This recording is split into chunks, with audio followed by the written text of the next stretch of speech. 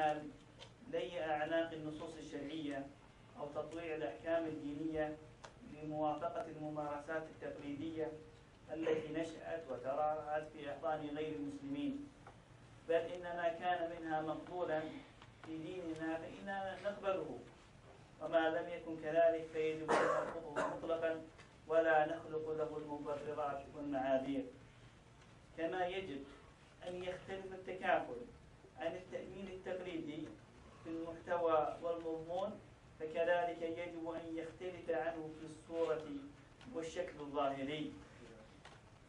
فيجب أن نعمل على إيجاد صورة مختلفة له في الظاهر. جاء في الحديث أنا بريء من كل مسلم يعيش بين ظهراني المشركين. فهل التكافل الموجود حاليا لا زال يعيش بين ظهراني المشركين؟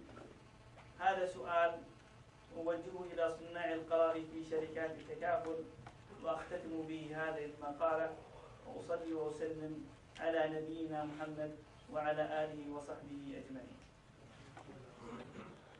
شیخ نے فرمایا کہ میں جس ترقی اور اس کام کو آگے بڑھانے کی بات کر رہا ہوں اس کا یہ مطلب نہیں ہے کہ ہم کنوینشنل چیزوں کو ایز اٹ از لیں اور کسی نہ کسی طریقے سے اس کے قرآن و حدیث کی کسی دلیل کو اس کے اوپر پہنا دیں اور کسی نہ کسی طریقے سے اس کا پورا جو ہے وہ اس کے اندر کوئی تبدیلی کیے بغیر جو ہے اس کو لے کر اور پیش کریں. یہ مطلب نہیں ہے ترقی کا. ہاں کبھی کوئی جائز چیز ہو، کنوینشنل کی بھی جائز چیزوں کو لینے میں کوئی حرج نہیں ہے، لیکن پوری ان کی نقل کرنا جو ہے یہ کوئی ضروری نہیں ہے.